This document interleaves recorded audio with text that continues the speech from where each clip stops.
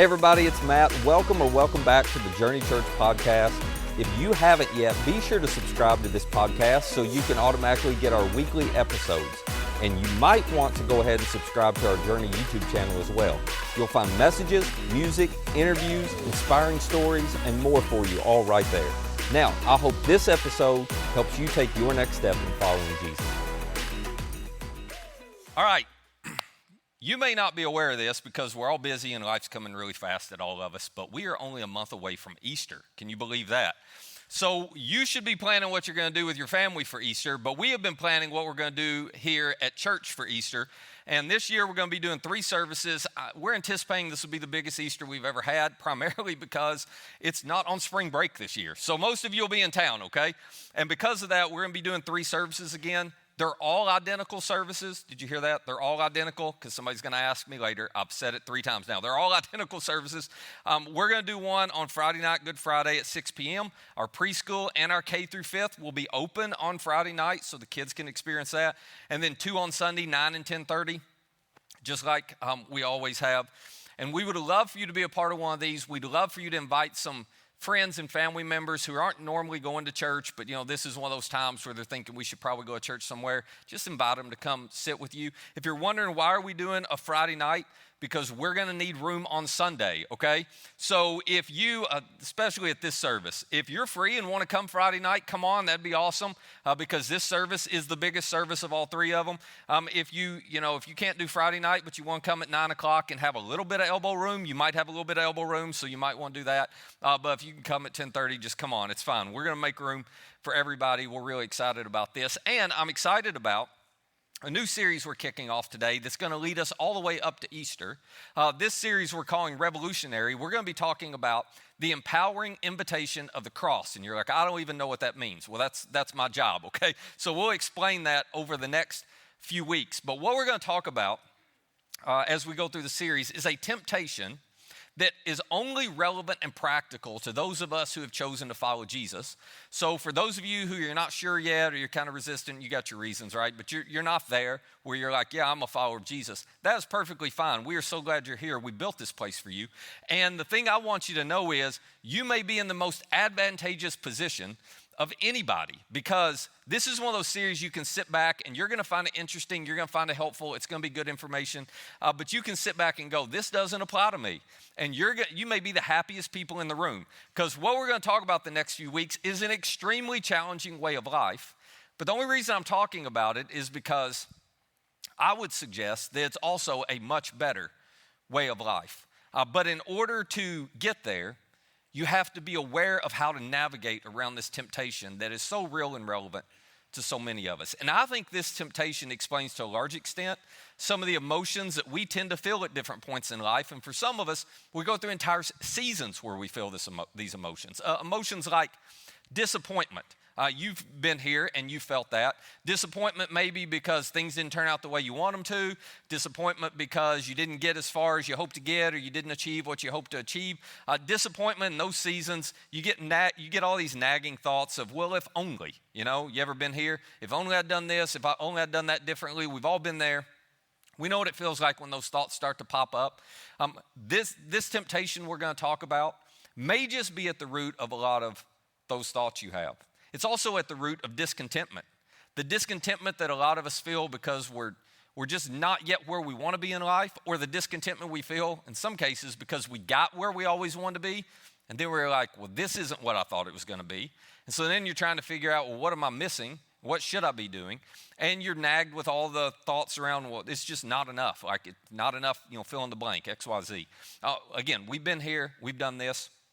This is a temptation that's at the heart and the root of so much of that. And it's a temptation that Jesus himself faced early on in his public ministry. It was at a time when he was physically, mentally, emotionally exhausted. And Matthew, who was one of Jesus' friends, who's one of his 12 disciples, Matthew wrote a biography of Jesus' life, and he tells us about when Jesus faced this temptation and how Jesus navigated through it. He says that it happened, and some of you will be familiar with this story. It happened after Jesus had been fasting. He hadn't eaten anything for 40 days. And then Matthew tells us that the devil came and he tempted Jesus with 3 specific temptations. Now I have to hit pause real quick, because depending on, where you are and what you believe, I always get a lot of reactions when I bring up the devil. Some of you are on the end where you're like, okay, you've already lost me because I'm not buying into the fact there's a devil. Okay, that's fine. I understand that. The only question I would ask you to consider is, if there is no devil, how do you explain all the unexplainable suffering and evil that we see in the world? Because something is the source. Someone is the source. So you got to come up with an answer for that, and maybe you're smart enough to do that. But on the other end of the spectrum, whenever I talk about the devil, is a lot of us, most of us who are Jesus followers or Christians, would call ourselves Christians, we tend to have a unique response to this, and maybe it's just me because I'm a pastor. People get weird, like, they start talking to me and they feel like they have to talk about Bible stuff, and I'm like, we can talk about sports. But they're like, no, so they want to talk about Bible stuff. So anyway, they find out and they start talking to me, and real quick they'll be like, oh, man, I tell you what, the devil's just been after me a lot lately. And I'll tell you what I think, and I don't say because I've been told it's rude if I say it out loud. But it's safe here, so I'm going to say it, all right? The thing that I think is when they're like, oh, the devil's been after me a lot lately, I'm like, no, he hasn't. You're not that important. That's what I think. Now you see why I was told not to say it, right? I'm not that important either, okay? Now, here's what I mean by that. Like, a lot of Christians think the devil's kind of like God. And what I mean by that is they think the devil is in all places and all times. So anytime anything goes bad in their life, they're like, well, the devil's after me. And I'm like, that's just called life. That's, but anyway, they think that's the case. The devil cannot be all places at all times, okay? He can only be one place at one time, which is why I say out of all the places he could be and all the people he could pick on, I don't think it's you. I don't think it's me. But maybe you're more important and a bigger deal than I realize. So anyway, the point is Jesus was that big of a deal. And so the devil showed up personally to try to tempt Jesus with 3 different temptations. And I just want to show you the third one. Here's what Matthew said happened. He said, again, the devil took Jesus, to a very high mountain, and he showed him all the kingdoms of the world and their splendor.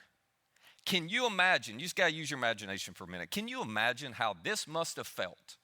What it must feel like to see all the kingdoms of the world with all their power, all their glory, all their splendor, all their riches. I don't know how this happened, okay? Don't ask me, I can't explain it. But somehow, some way, Jesus was able to see all of that at one time. And I was trying to think about how to relate this to us, so where we could get a glimpse of what that must have felt like, and I couldn't come up with any good ways. This is the best I could come up with. Some of you get a glimpse of what this would have felt like because you're car people. Don't raise your hands. I already know who you are because you're the ones who always ask me, when are we paving the parking lot? Because your car got dirty. I understand. Just write a check for $450,000. I'll have it done this week, okay? Otherwise, wash your car. That's all I can tell you. So I pay for a lot of car washes before I get to $450K. But anyway, if you're a car person, you're going to kind of get this. Because if you've ever had one of those moments where you walked into a showroom, when the lights are set just right, and there was your dream car sitting under the lights, and it was shiny, and it was clean, and that smell that only new cars have. It was there, and you had this moment inside of you where it's just like, you were just in awe and wonder, okay? Or if you're a boat person, some of you are boat people, and you go over to the boat show at CFSB Center, and you start walking through, and you see all of those nice, expensive, shiny boats, and you're like, I've got to get out here before I mortgage the next decade of my life away, because it's just calling you, okay, you kind of understand. Or some of you are house people, you know who you are. You like to go on those home tours that real estate agents do. And I know I got a lot of real estate agents in the room. I'm not trying to get in trouble. I hope you guys sell a lot of houses. But home tours are the worst idea. You should never go on one of those. And I'll tell you why. Because you're perfectly content until you walk into somebody else's house. And the kitchen is amazing. And you see this fridge that talks back to you and orders your groceries for you. You're like, I had no idea, And then you look at the back, the whole back of the house is nothing but glass. And it's got this beautiful view. And they got those shades where you just punch the button. It's like, and it automatically does it. And the ceilings are as tall as sequoia trees in that house. And you're just like, this is amazing. I'll tell you what happened. You know what happens if you've ever done it. You walk back into your house and you're like, I'm getting a little claustrophobic in here. Like, somebody lower the ceilings, You're so frustrated because your fridge only keeps your food cold. You're like, honey, we need a new fridge. She said, I think that's the whole point of having a fridge. Just keep it cold. So anyway, you know the discontentment that creates, right? But you also know when you're in one of those moments where whatever speaks your love language is speaking your love language. And you're like, oh, that's just amazing. Okay, that's just like, you take that and multiply it by 1,000,000. And that's got to be what it felt like.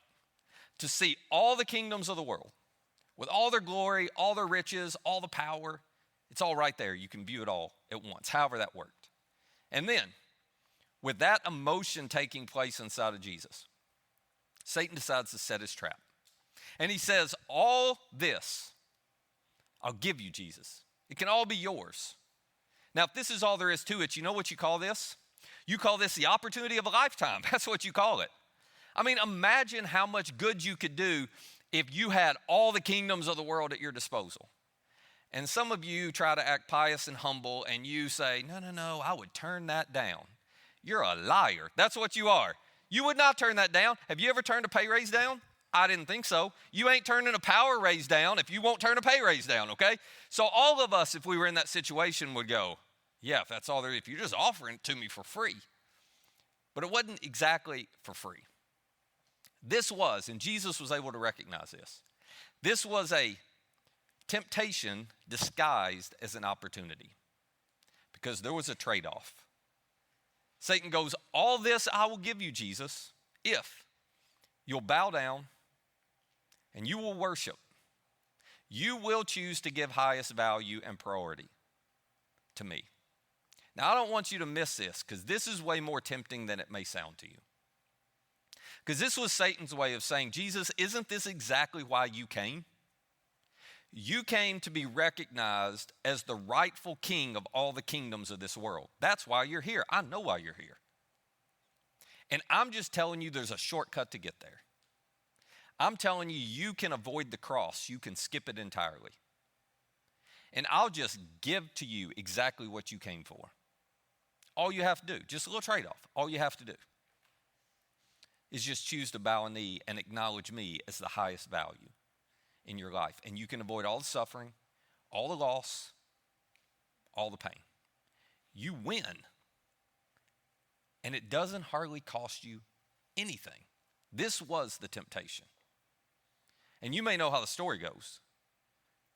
Fortunately for all of us, Jesus saw right through it. And he simply looked back and said, away from me, Satan. I'm not buying it. I'm not taking the bait. I am not doing it. Because what you are offering me is actually not any better than everything else in this world. What you're offering me is just more of the same. See, Jesus turned it down because Jesus immediately knew, no, what you're offering me, that's not my kind of kingdom. Jesus didn't show up just to reintroduce a kingdom that was like all the other kingdoms of the world. A kingdom where it is top down, and whoever has the might is right. Whoever has the power and the money gets to make all the rules. Whoever's at the top gets to extract value from whoever's below them. Jesus is going, that is not the kingdom I came to introduce. So you're trying to give me all the kingdoms of the world, but you're trying to tempt me to win it the way everybody else in the world wins their power and their riches and their might. The way everybody else wins their kingdom. But I didn't show up to introduce another win-lose kingdom into the world. I didn't show up to introduce a kingdom. It's all about image management. It's all about collecting as much for myself as I possibly can and then protecting it. Jesus is saying, no, I'm the king who came to reverse the order of everything. I came to introduce a brand new kingdom and a brand new way of life into this world. And oh, by the way, I can't do that by giving highest value to you, Satan. After all, Jesus says, it is written, you should worship, you should give highest value to the Lord your God. You should serve him only. And then the temptation was over. Now, here's what I don't want you to miss about this. The whole reason I wanted to bring this up is because there is a tension in this temptation that all of us struggle with. But it is so common, I don't even know that we recognize it anymore. You see, the tension was this. If this world is all there is, if this life is all there is, or if the life that we are currently living, in the world we're currently living it in, if that's what actually matters most in our existence, then Jesus was a fool. Because if this life is what matters most, then by all means, you should do everything you can to win and gather as much as you can and accumulate as much as you can and win as much as you can at the expense of people around you, because there's only so much time and there's only so many resources. So you should get all you can, because if you don't, somebody else is going to. They're going to win and you're going to lose. If this life is a zero-sum game, which is how most of us think about it, Jesus was a fool right here. He should have taken all the kingdoms of the world for himself. But he did not, because he did not believe this life is all there is to life. And he did not believe life was a zero-sum game. So Jesus actually introduced something that his earliest followers referred to as the way of the cross. Now, for those of us who grew up in church, if you heard this, you might think, oh, this is something to do with a salvation prayer, like I'm supposed to pray and then everything's good between me and God, and my eternity's taken care of, and that was really simple to do anyway because I have no control over my eternity, so I'll definitely trust you with that, and then I'm going to go on about my life. No. This is not what he was referring to at all. As he introduced a new kingdom and a new way of living into this world, he was introducing a way that was diametrically opposed to what is natural and normal in our world. The way of the cross was a way of life. It was not a way of believing. This was not, oh, believe in Jesus, you go to heaven when you die. No. He was saying, I'm inviting you to follow me, to follow Jesus, to walk with him in this life. I'm teaching you and inviting you to embrace a way of life, and this is the hard part, that is a lose-win life, not a win-lose life. In other words, you can read this in the biographies of Jesus for yourself. You can read this in the letters of his earliest followers that are in our New Testament. Over and over again, Jesus was saying, I am introducing a new value system and a new way of living to this world that they had never seen before. But it is not a win-lose, zero-sum game. I am not trying to show you a way of life where you will win faster and win bigger and win better. I am introducing you into a way of life where you are going to lose, but by losing, you are going to win. And all of us competitive people scratch our heads and go, that's impossible. And some of you are going, I don't even know what that means. And I get it. You shouldn't. You should walk out of here with a lot of questions today, because I'm not going to explain to you what this means until next week. That's the worst pitch I've ever made, by the way. You want to learn how to be a better loser? Come back for the rest of this series. I mean, none of us want to be a loser. But I'll give you a little hint. I'll give you one little example.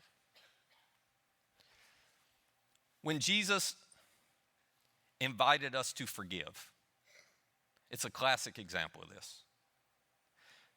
Because when somebody hurts me, you know what winning feels like? Winning feels like getting revenge or holding a grudge. And that's what's natural to all of us. That's what winning feels like. And I'm no different than you. I'm competitive and I want to win, which it means I pick the worst line of work ever, because I'm not supposed to compete against anybody. But believe me, there are times. Well, I was in a conversation a few years ago with somebody, and they were telling me, I'm not even going to go into details. They were telling me something another church had done that was related to us, that was completely out of bounds. And here was my response. I'm just being transparent. My first response was, I know what we're going to do. We're not going to do anything. We're just going to move on.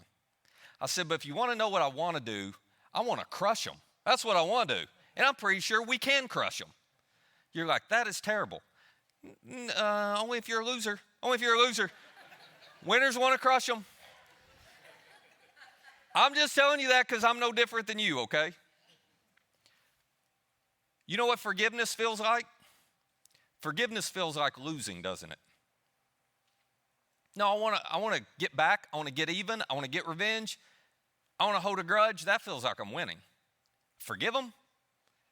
It feels like I'm losing. It feels like I'm letting them off the hook. And Jesus goes, exactly.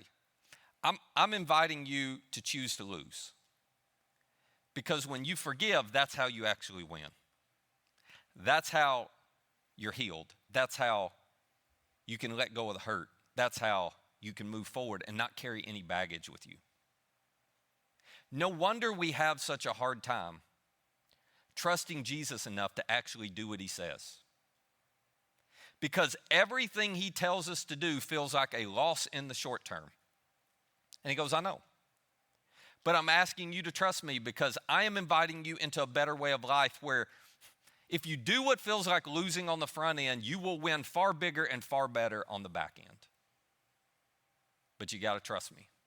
And most of us are like, I don't want to feel like losing. So we choose the win-lose approach to life, not the lose-win way of the cross. So, over the next few weeks of this series, we're going to unpack what this looks like. And it is hard to do. It is hard to practice. But it just might change everything for the better for you if you figured it out. So here's all I want to leave you with today. I just want you to pay attention. I want to invite you to be aware this week of what perspective you have of life that is driving you to act, react, and choose and decide the way you do. In other words, are you operating from a mindset of a lose-win way to live is actually the better way to live? Or are you like so many of us and you're going, no. This is a win-lose game. It's a zero-sum game. If they win, I lose. So I can't give them the opportunity. If you do that, it's going to lead you down a very different path. It's going to drive you to make very different decisions. You are going to end up. You're going to end up doing what everybody else in this world does. And you will fall for the temptation of living as if, even if you don't intellectually believe this, practically you will live as if this life is all that matters. It's what matters most. And you got to grab everything you can to win. But you will not end up winning in the end. Because you will not end up with the better life that Jesus introduced and invited us to follow. How in the world did this ever catch on? I mean, this was Jesus' pitch. I came to bring a new way to live.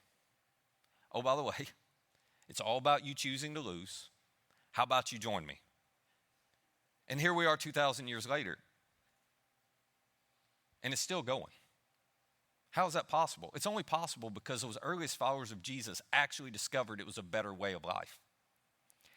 And because they became convinced that what they could see in this life was not all there was to life.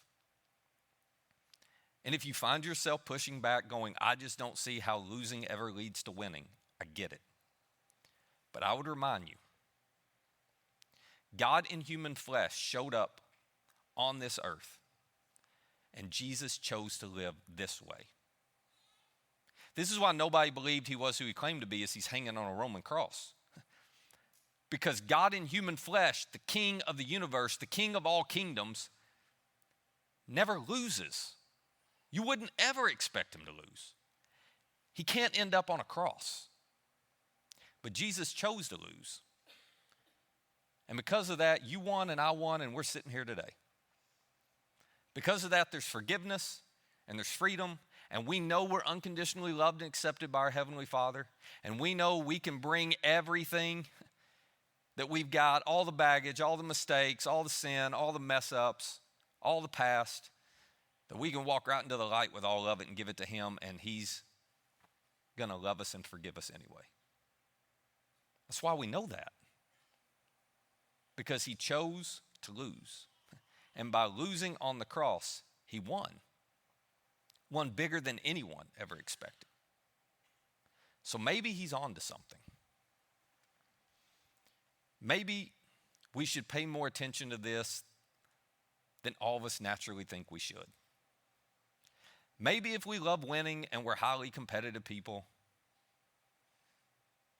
maybe we've been playing the wrong game. And we're not winning like we could be. Maybe there is a lose-win, better way to live. And we'll pick it up right there next week. Let me pray for us. Father, this is so counter to the way we think.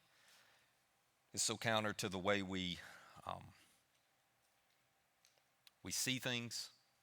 So this week, would you just make us aware when we're in those moments and we're deciding, we're reacting, we're choosing what we're doing, but it's being driven by the perspective that's just natural for us to hold, that this is a win-lose, zero-sum game. And when we're in those relational conflicts, or when we're having those disagreements, or when we're in those moments where we can choose ourselves or we can put others before ourselves, just help us to see, oh, this is why this decision makes sense to me. And help us to consider whether maybe, just maybe, our whole perspective is skewed, and what it might look like and how it might change our lives.